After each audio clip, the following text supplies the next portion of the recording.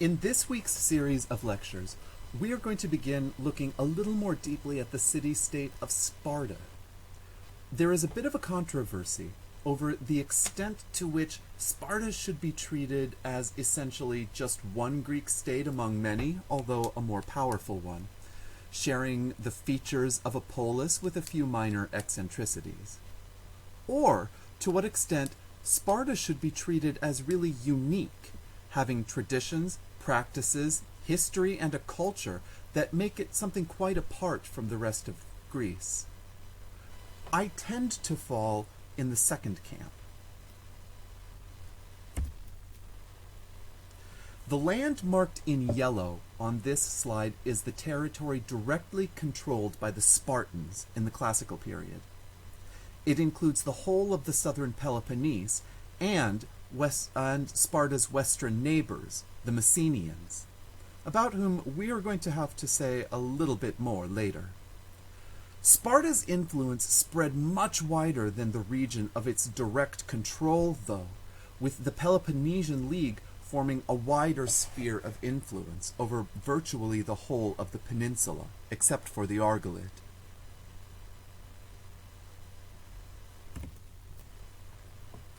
Here we have some important benchmarks in Spartan history. We could call them turning points that marked transitions in the history of Sparta. We will have more to say about each in its turn, but I can give a very brief overview now. The first major development in archaic Sparta was the war with Sparta's western neighbor Messenia.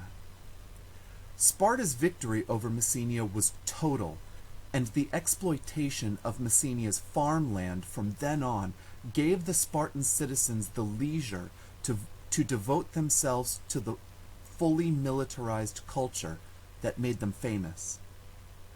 A couple hundred years later, Sparta helped Athens to push back the Persian invasion, only to declare war on Athens 50 years later. That's the Peloponnesian War. The results of the Peloponnesian War we have already covered, with Sparta defeating the Athenian navy and incorporating the Aegean islands into its sphere of influence. We have also discussed Epaminondas's innovative military tactics that brought an end to Spartan indomitability in infantry at the Battle of Leuctra in 371 BC. What I did not mention in the last lecture on Leuctra is what happened immediately after the battle.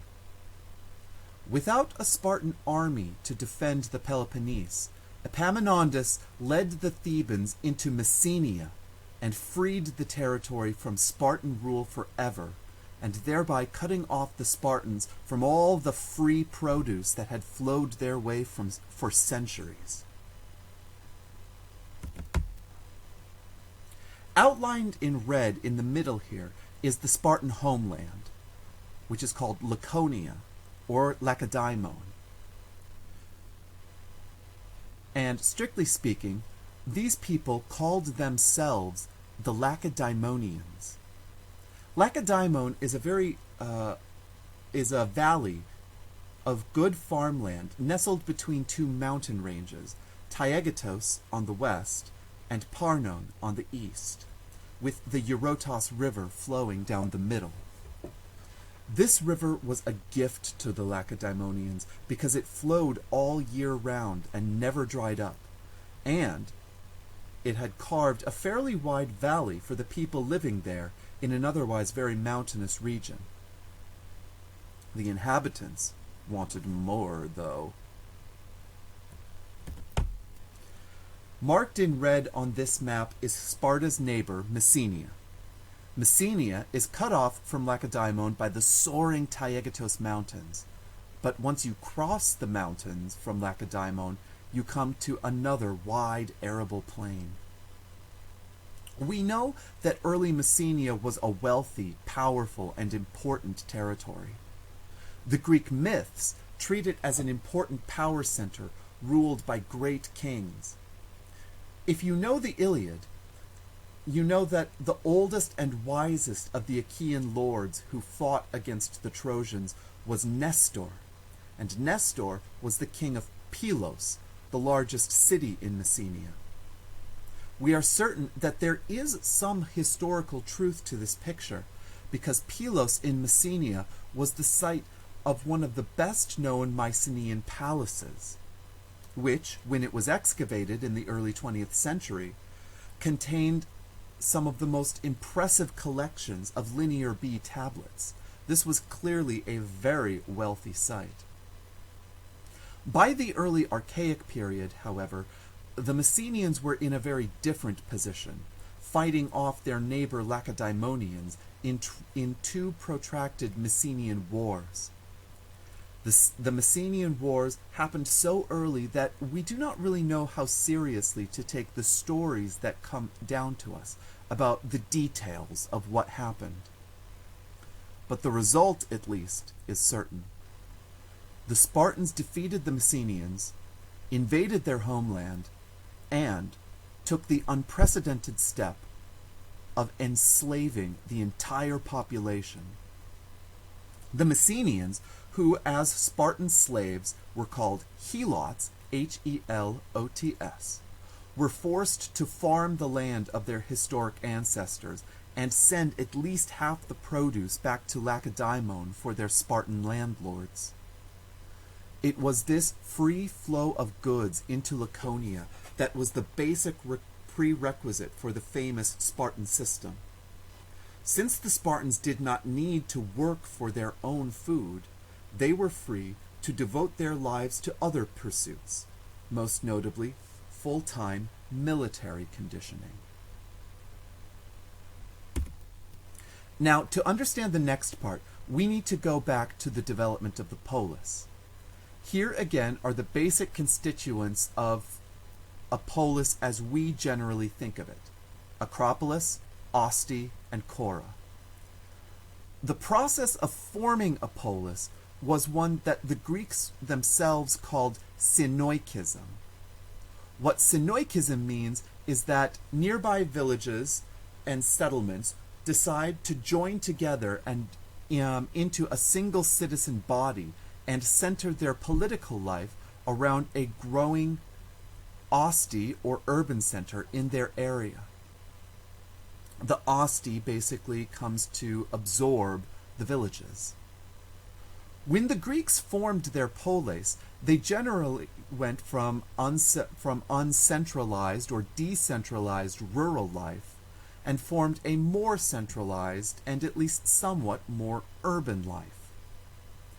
As is the case with many Greek institutions, Sparta was just a little bit different. It is difficult to explain, but the basic fact is that there was really no such thing as a city of Sparta. The issue is that, for whatever reason, Sparta never properly or fully synoikized. What people called Sparta was actually a tight confederation of 5 villages which still maintained a degree of independent identity.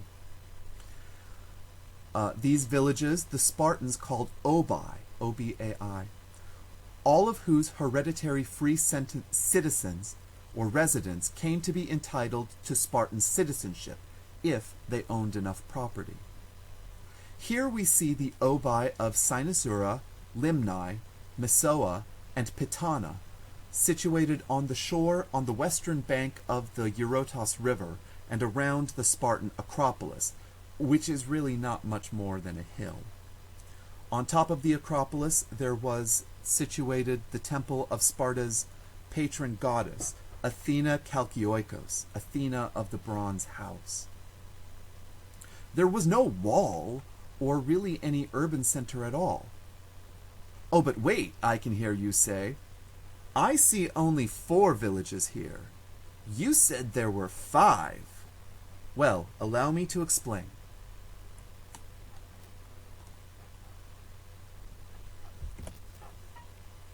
Six kilometers south of the Spartan Acropolis, there was a 5th village called Amyclae, which was included in the access to Spartan citizenship.